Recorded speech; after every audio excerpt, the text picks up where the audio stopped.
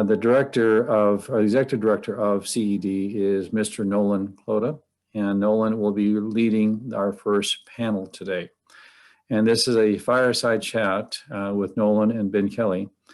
And this is about transforming challenges into opportunities and entrepreneurship. Nolan is I'll go through his bio in a moment, but he's a partner with us in trying to support defense innovation and partnership for entrepreneurship in the state of Alaska between the defense communities and the entrepreneurial world. As Executive Director of CED, Nolan provides overall leadership in the University of Alaska Center for Economic Development, as well as support for other programs at UA's Business Enterprise Institute. Prior to taking his current role in 2014, Nolan served as the Associate Director.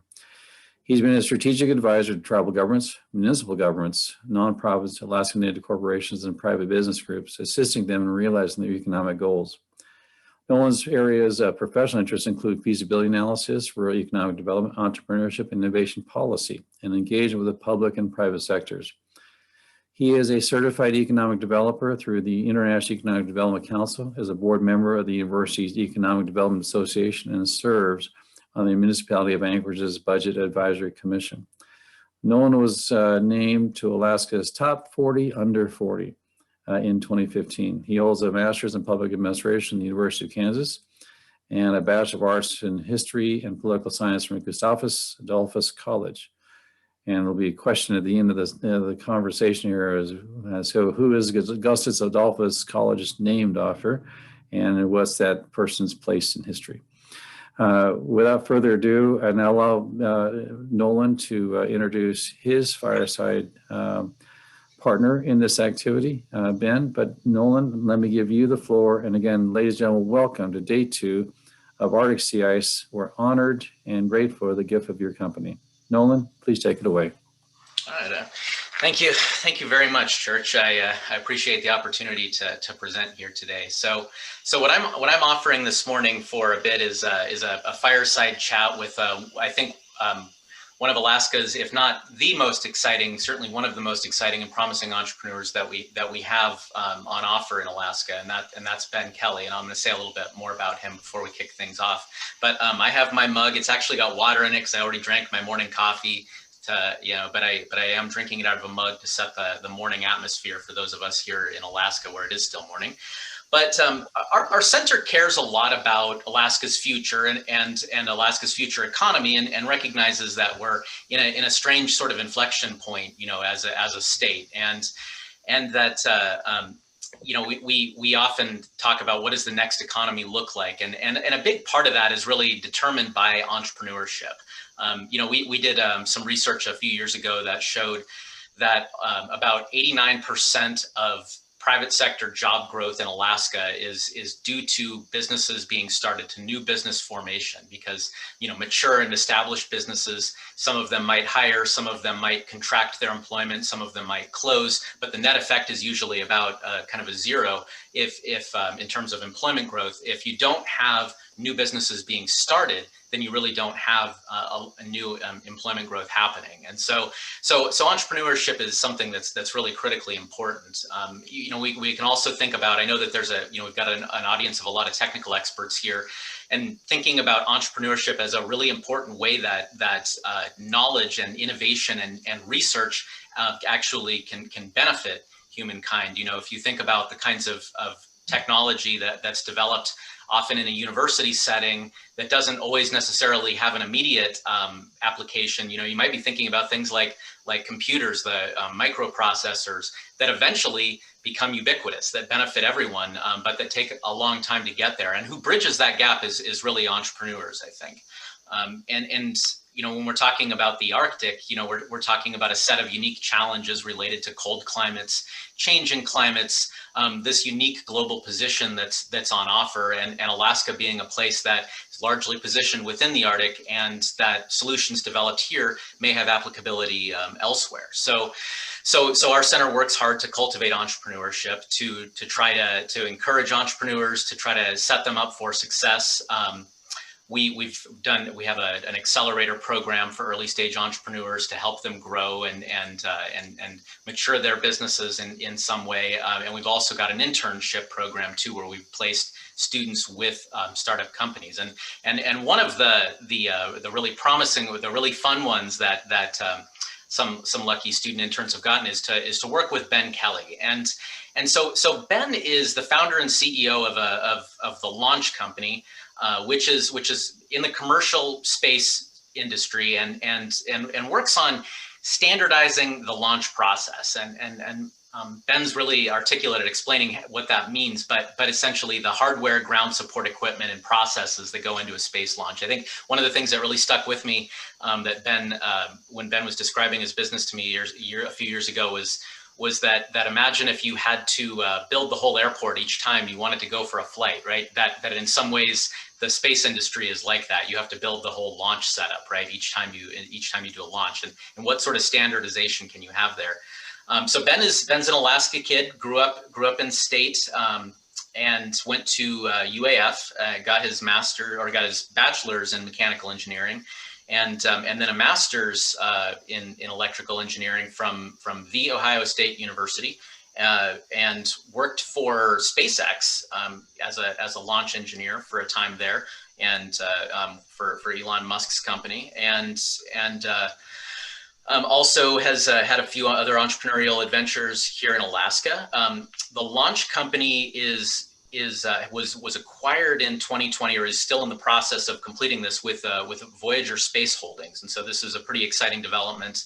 A company that's kind of vertically integrating the commercial space sector. And I think a lot of folks on here follow the commercial space industry with a lot of interest, and are probably well aware of a lot of developments with it. But I saw at the conference yesterday a lot of talk about satellite communications and satellite navigation, and obviously there's a lot more going on with satellite constellations and smaller payloads, and a lot more demand for rocket launches, for a larger number of rocket launches. The space industry, despite seeming inherently interesting, has spent at times in the past didn't really change for long periods of time, and then recently it has, and it's become a lot more interesting, subject of a lot of investment. And so Ben is really somebody at the forefront of that, who really understands it well and is working to solve some needs that might have been overlooked, I think, by other players in the space. So I'm going to turn it over for some Q&A. I'm going to ask Ben some questions, but I'd also like in the chat, if folks want to kind of chime in as we go along and ask Ben some questions. But Ben, can you give us an overview of who the Launch Company is and what you do exactly?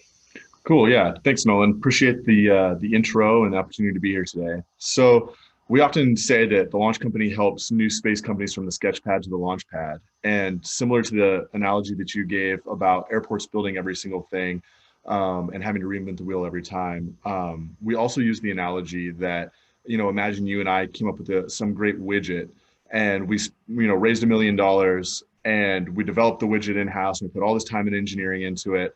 Got it ready for market. And then when it was time to go to market, we went down to the port to ship it. And I said, well, you got to build the boat too.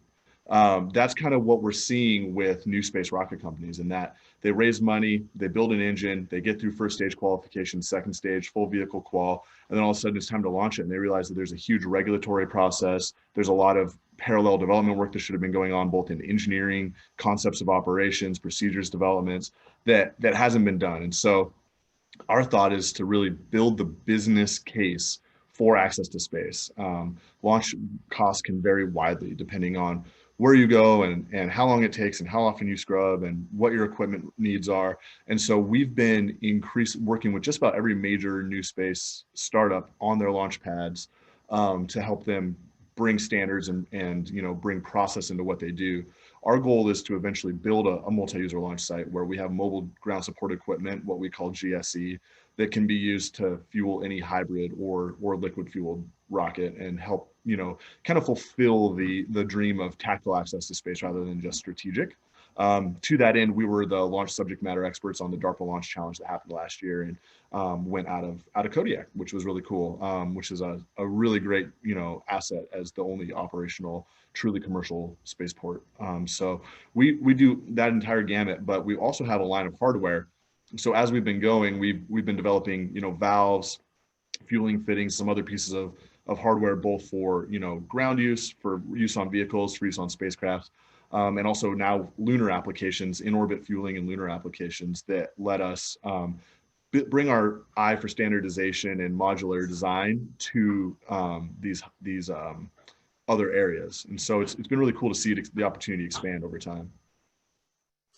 And another analogy that I think I remember you talking about is cell phone power cords, and you were explaining your fuel nozzle. Can you explain that to the group? I think that was an interesting one.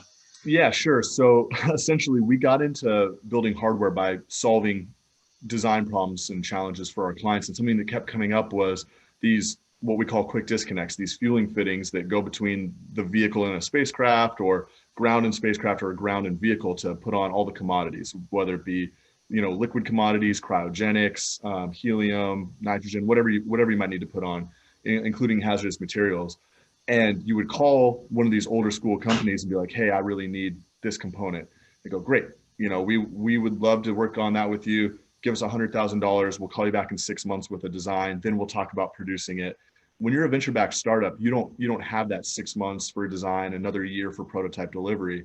And so our clients were like, hey, we need something. They're like, well, we'll develop it. We went from a blank sheet of paper to qualification hardware in 8 weeks, and flew that hardware, and have since evolved it through a lot of design and build. But the part to your analogy is that we said, instead of building a fueling connector for every individual rocket, we're going to build a line of them that can be, essentially standardized across the entire line.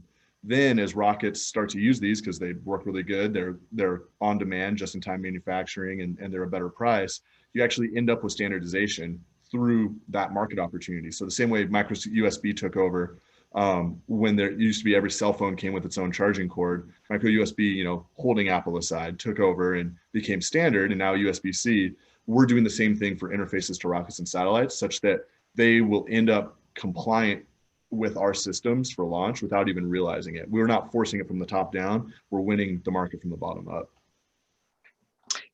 Yeah. And can you tell us a little bit about the team that you've assembled? It seems like you've got, in addition to yourself having some pretty unique expertise in commercial space, you've also got others on your staff that have those kinds of backgrounds as well.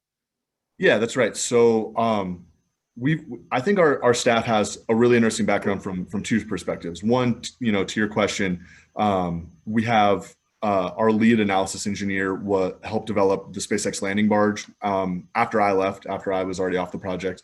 But our director of engineering, he and I worked the barge together, and he sat console for something like 50 missions, including going out to sea, so landing all the first stages, and bringing them back. And that's a pretty big operation, to take a barge out to sea, land a rocket, and strap it down and bring it back into port, get it processed and ready for reuse. And so we've got two strong leaders there. But I think what's really interesting is some of our junior staff are getting experience across the gamut of aerospace, because by working with our clients, they're essentially being put in-house.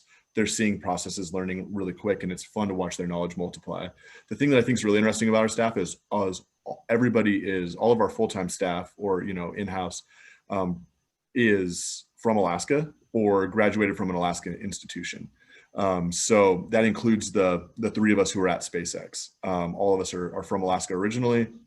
I also went to UAF, and most of our team is Alaskan, and we do a lot of hiring out of the University of Alaska as well. So it's good. We got a lot of background there that's really useful.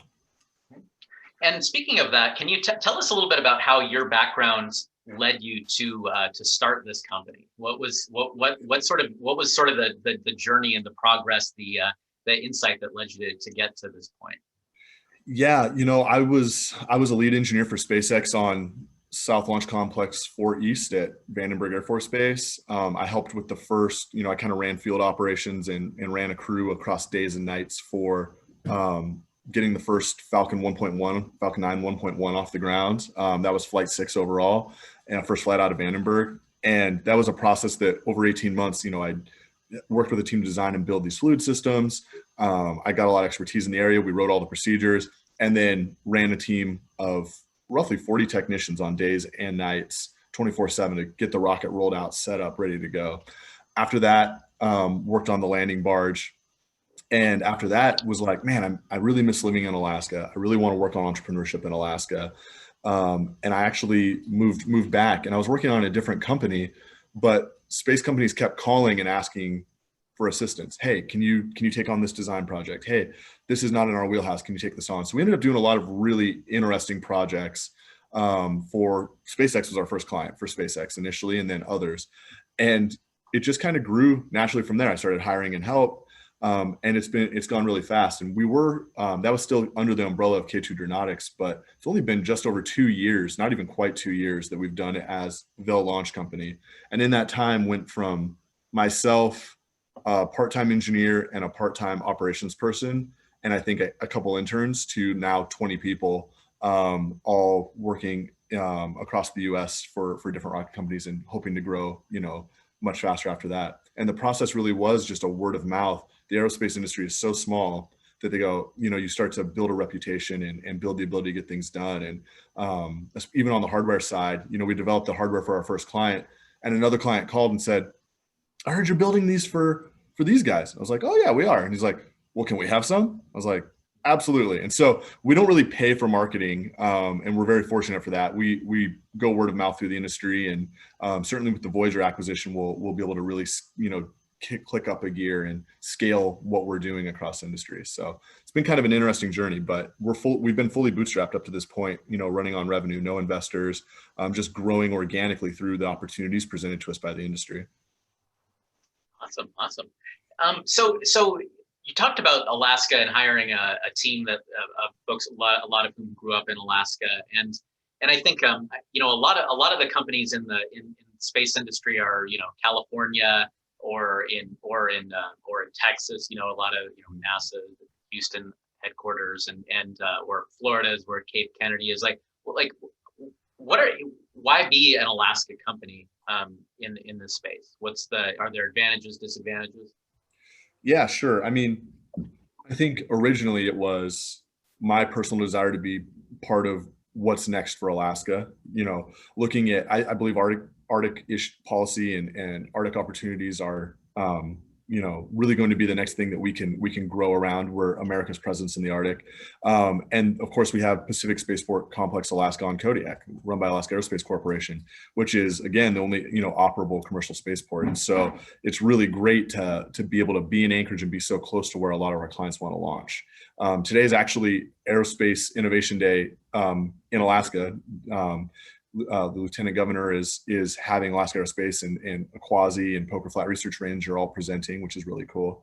And so I think, aerospace specifically is very small in Alaska. We're the only private company, and I should say, doing not just aerospace. Aerospace is huge, but doing, access to orbit. I think we're the only company really working in that. So it could be seen as a disadvantage, but with Kodiak, there's a great opportunity. For us, I'm in Florida right now. I'm traveling for business. We're always, post-COVID, we'll be back on planes all the time. As you said, a lot of our clients are in LA, they're in Texas, they're in Florida, but we can easily go and travel and see them when we need to. But there's a huge advantage being in Alaska in that our new grads just have a different kind of context for the world. You grow up. If you look at our Twitter profiles, we did of all of our team, our director of operations climbed Denali in 2019. People are crossing glaciers. It gives you this whole different context and approach towards the world that is really useful in solving hairy problems in the space industry. It's also great for us because we're really about building a culture that allows people to, work on really hard problems and then have a really great and fulfilling life. And those should be two separate things. And so we're focusing on calm companies and building a strong culture in Alaska lets us do that better than anywhere else I've ever worked and been. So I think it's more advantage than disadvantage. And I think certainly the disadvantages are shrinking over time. I think the number one thing I got asked was, well, where are you going to hire talent? And now we're 20 strong and we're working, solving challenges that billion-dollar backed aerospace companies are either not able or not wanting to take on, and showing that Alaskan talent is more than up to the task and the challenge. Sure. And it seems like talent cultivation has been an important focus. Yeah, I know you because you've hosted some of the interns through our program, Yeah. and I think you've also done a lot more work with you've also got a kind of an internship program within the company, I believe, right? Yeah, we do.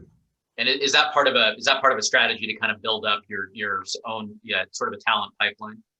Yeah, it is. I think a lot of it came from, I grew up in Alaska and just kind of like trying to be who you needed when you were young and when you were in college. And there was a lot of opportunities, but none of them were things that really called to me. So I went to graduate school out of state, worked for SpaceX out of state for a few years, and then came back. There's a large portion of young people who are not completing that return trip. And so having opportunities for people to turn to are huge. And when we interview people from, UAF and UAA, a lot of times it's like, I did not know this was an option. We're interviewing people from the Rocket Club, from the Aerospace Club, and they were like, well, shoot, I didn't realize that this was something that I could actually work on here. And there's a lot of excitement, which is cool. And UAF and UAA both, UAF has a great space grant program. UAA has a rocketry program. And so that's usually and robotics, that's usually where we pluck interns from. We've loved working with CED through your internship program, but we've hired most of the interns either to continue part-time work or, I think we have 3 full-time engineers that came out of the internship programs. So it's been really productive for us. Sure. Well, we got a question from Kelsey Frazier, and she writes that there's a lot of work being done internationally to make sure the Arctic and our ventures into that new space aren't lawless, and that we protect the safety of the people and the environment. Space exploration seems to have parallels. So how do you feel about where regulation on space exploration and tech standards and what the future holds as governments and industry start to overlap? So space is sort of like a commons, just like the Arctic is. And so what sort of structures and regulations, need to take shape there? Yeah, I think that there's a lot of, and this may be similar to the Arctic, there's a lot of older treaties in place that govern what we do in space and how we operate. Some of those are in need of modernization. I think in general, and this is something that is seen maybe as a little controversial, but if we really want to open up access to space, for instance, we need to quit treating rocket launches as if they were missile launches. And I know that they look very similar and they've historically been seen the same way, but there are smart ways to update regulations and update approaches to launch that actually, help reduce the regulatory burden while finding the balance with safety. I was a part of that at SpaceX. When you tell people that you want to land a rocket on land at LZ1, the response, and I think this is a very natural response, is to say, so you essentially want to target Cape Canaveral with an incoming missile. It's like, you could see it that way, but no, we want to land a first stage of a rocket. But if you can put the plan together and show it's done safely, then it can be done. And now SpaceX does it. We proved it out at sea where nothing bad could really happen, except to the barge, which we rebuilt a number of times after it exploded. And then we were able to get that down pat and then do it on land. And so I think it's similar if you see the FAA Part 450, which is these updated rules for launch and reentry.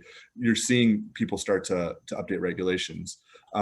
As far as commonality, I think it's very important that we start to open up internationally. We've got a ton of interest from other spaceports and other rocket companies around the world, but we have to be extremely careful in the ways in which we work with them. In fact, we really can't work with a lot of them right now because technically you are teaching somebody how to launch a missile, right? And so we have to innovate there because there are other countries that are all working together, and we're actually at risk of maybe being bypassed or left out of the international conversation if we can't start to change our perspective a little bit.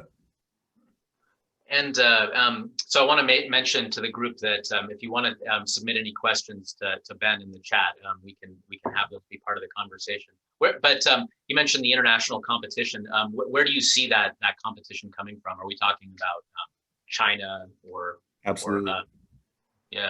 Yeah. From a state level, we're absolutely talking about China, and they're able to source parts from, and Europeans as well are able to source parts throughout the EU and source parts more internationally. There's a number of online space kind of marketplaces that want to list our stuff, but I really can't, because I can only sell within the US. And so it's things like that. But China is probably the biggest state actor that's really on the rise. and has a determined outlook to get to the moon and stay there, and really grow their program and their expertise, and they're investing a ton of money into that. And so that's probably the biggest one. But I think even if you look at projects that are happening in Canada and the EU, places that are very friendly with the US, it would be great to be able to collaborate with them and grow things for the greater good and facilitate some of that international trade, because it would be better for the ecosystem overall. And I think we would see the same thing in the Arctic. The Arctic is most exciting when we look at how to cooperate and where the common opportunities are versus compete. And so, I think there are good parallels there. Sure. Got a question here in the chat. What opportunities exist to access the Alaska Aerospace Corporation in joint ventures? Yes, that's a great question. So we have a fantastic relationship with Alaska Aerospace Corp and Mark Lester over there. We have done a lot of work with them both through the DARPA Launch Challenge. Obviously, we worked very closely.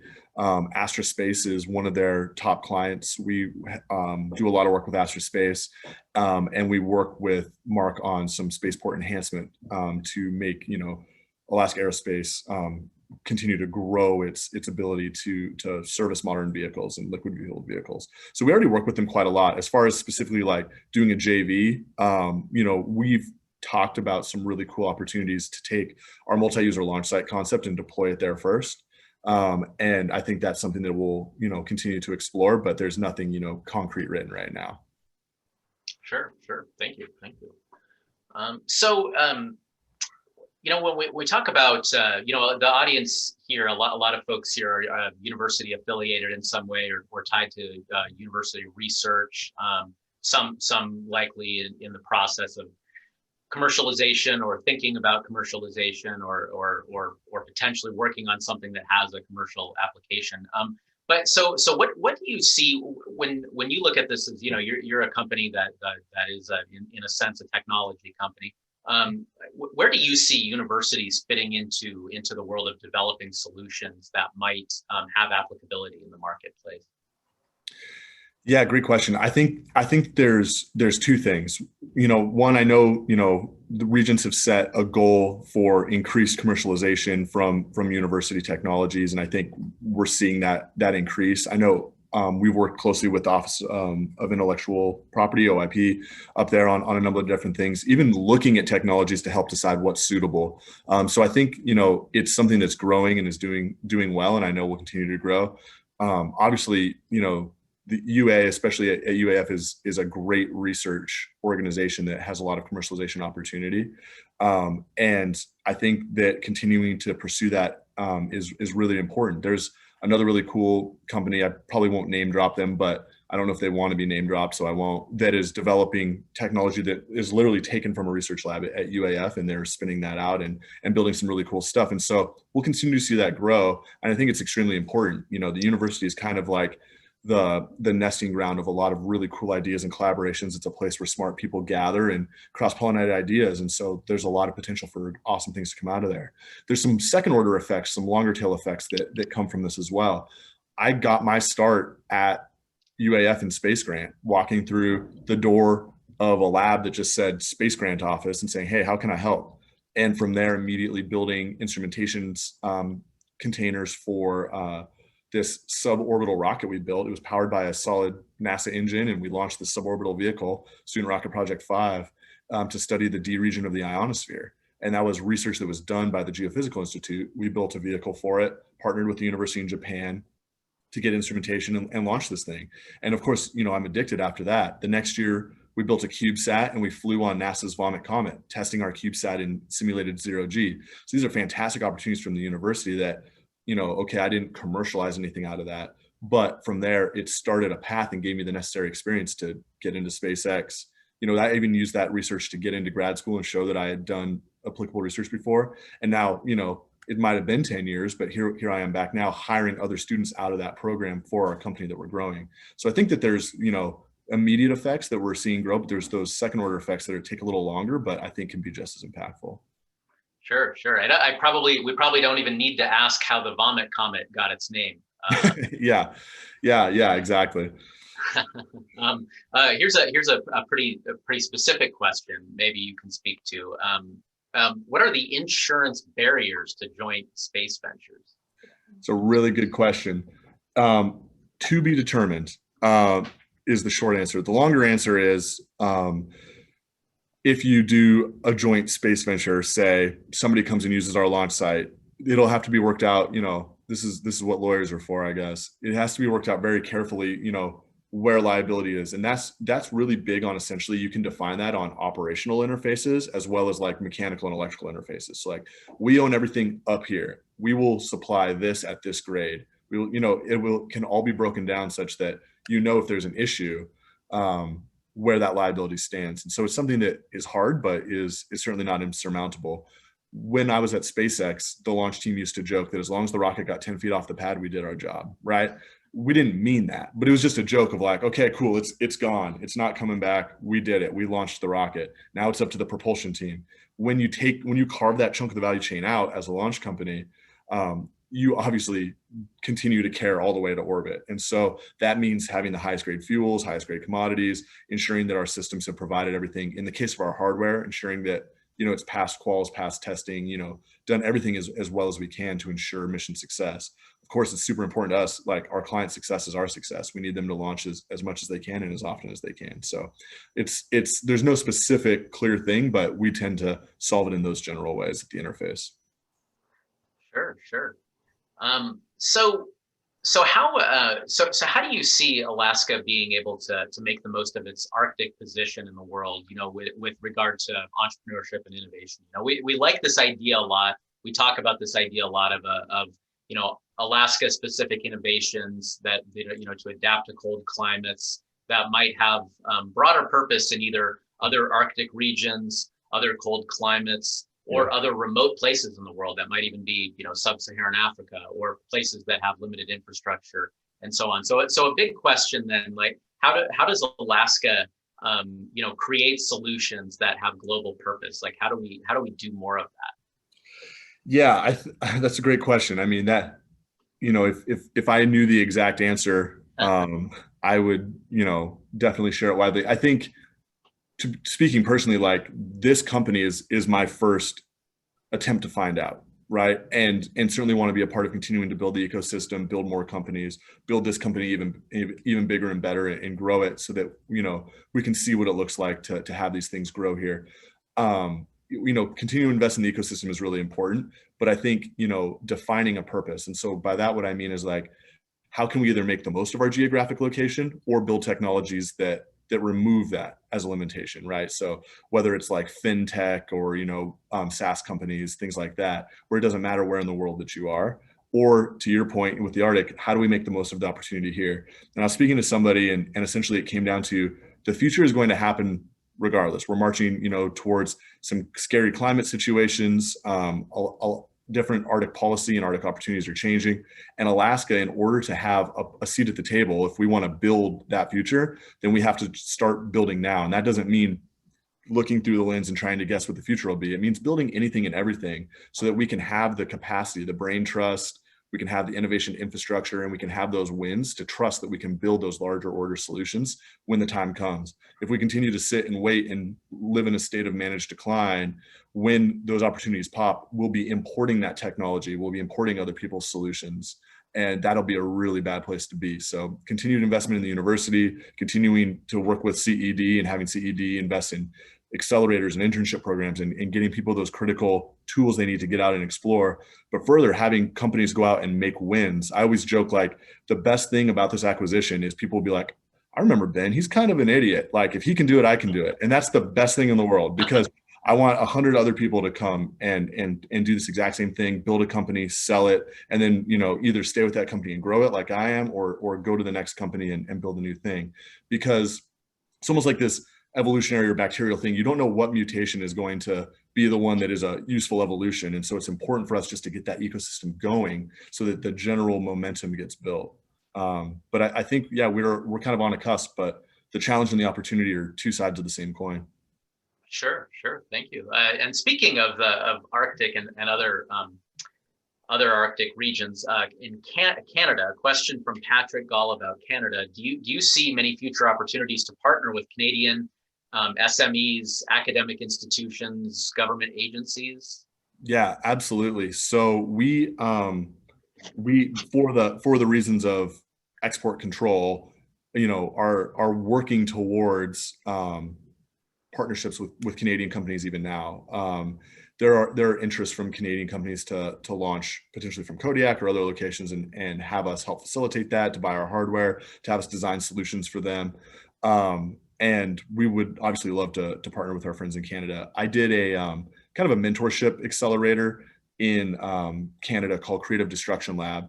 And they had an aerospace leg, and Chris Hadfield, who is very well known, as the Instagram astronaut, he's from Canada, sang Bowie on the space station, really, really cool guy, was our mentor through that program. And so because of that, we got access to all these great companies in Canada building space technology, and we would love to work with them. We just have to continue to work that path of international cooperation and doing so in a way where, we're under the umbrella of good rules. So lots of opportunity there. Sure. Is it? I mean, and so there's some difficulties in collaboration across national boundaries in some ways, right? You have to deal with some. I don't know if it's export control issues or defense related regulations, or what are some of those? Yeah, so there's ITAR, which is essentially International Treaty on Arms Regulation. That usually applies more to the actual rocket side, but at the same time, if you're teaching somebody how to launch a liquid fueled vehicle from anywhere, it's something we have to be cognizant of. The other one is export controls, just on technology controls. What expertise are you sending overseas? And so we can get around that by showing the similarities of what we do to other process controls or other parallel industries, and just kind of trying to demystify it and remove the space stigma. But it's ongoing work, and it's hard work to do. But it's one of the things that partnering with Voyager will help us be able to do, because they have an entire family of companies that wants to do work all over the world. So it's something I'm hopeful for. Sure. And let's see. I think we're down to about our last minute or so I can hand things back over to Church and his team. But wanted to thank you, Ben, for taking the time to talk here with everyone today. I think a lot of times I spend an awful lot of time thinking about what does Alaska's economy need. I'm kind of one of the worrywarts about Alaska's future. It's what takes the place of oil. How do we exist in a never-changing economy that we're not. It's not clear that as a state we're well adapted to economically, right? But one of the things that I always think is like, we just need more Ben Kellys. Like if we just had more Ben Kellys, we'd have nothing to worry about. I think it really does underscore, that entrepreneurs are really talented entrepreneurs are really the people who can make turn water into wine, turn straw into gold, whatever metaphor you want to use. That you can't necessarily analyze. People like me like to analyze and look at graphs and trends. But entrepreneurs are the people who can usually kind of just throw all that aside and make something awesome happen that you wouldn't have been able to predict or foresee that might not have happened. And so I think that the stuff you're doing, Ben, is really incredible, and we need to see more of it. Thanks, Nolan. If I could just 10-second response to that is, I'm from Nikiski. There was 50 people in my high school graduating class. My dad was a bush pilot. I mean, this state is so full of resourceful, smart young people that know how to build anything, fix anything, and we just have to get them to adapt that to economic problem solving, and it'll be easy. There's 10,000 more people that are ready to go once they get the context to do it. So thank you for all your work at CED to help build that context, and thank you for your time today. I appreciate it. Absolutely. Thank you, Ben. Huge help. And I'll hand things over to you, Church. Thank you. Well, Ben and Nolan, thank you both. An exceptional set of discussions. And so for me, I'd like to underscore two things I think important. Number one, Alaska is a space state. It is a state that we have a latitude and we have a longitude that just serves to our benefit. I appreciate the question about the Alaska Aerospace Corporation. Mark's a great champion for AAC. And certainly they've also, in the business now, the Adjutant General, the Department of Military Veterans Affairs are in bolstering that activity of the Space Launch Complex in Kodiak. I think that is an underutilized resource for what it could do. And frankly, the idea that we have latitude and longitude to our benefit, we need to find a way to leverage it as a space state. Second pieces are we're a state that is well filled with innovators, as Ben just related. They just need to know where the interest lies and where the opportunity lies, but they can find a way to innovate. There's a tremendous talent pool that is under leveraged in the state to build innovation. So what Nolan is trying to tap into is leveraging our strength as far as the amount of federal funding that comes to the state for federal-related enterprises such as the Department of Defense, Department of Homeland Security, and others. Strategically, how do we leverage innovation to benefit those sectors? Those sectors benefit from an innovation slice that can come to them that's generated within the state and the entrepreneurs who live here. I worry as well as Nolan. I know I've spoken to more than a few folks that we've got to build a market and an innovative class in this state that really can allow us to do more than the what has currently been the mainstay of our economic wellness, which has been federal funding for defense and security, and then the petrochemical industry, which has driven the economy of the state for a long, long time. We need to rely on those for a period longer for certain, but we got to start supplementing that and growing that substantially in the entrepreneurial and marketing class that leverages the benefit and the resources of the state. The last thing we need to be is a colony. And I know a good friend of our center, Lieutenant Colonel Craig Fleener, has mentioned this in previous forums that we had. We've got to find ways to get beyond the fact that our resources go elsewhere to be manufactured.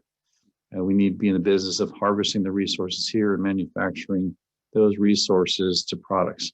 That's how we get to a market class. Innovation is critical to every element. And we are a space state for certain. We just need to better leverage our existing capabilities and our frankly, our leverage point. So let me say thank you to Nolan and Ben. I'm inspired by your discussion, frankly, and I would like to find others, frankly, to learn from you. And again, a state bill, Ben Kelly's, I don't know if that's good or not, but I think it's probably better than an alternative, certainly. And I certainly hope we can grow more Bens to be able to get out there and take advantage of our opportunity as a state and our position.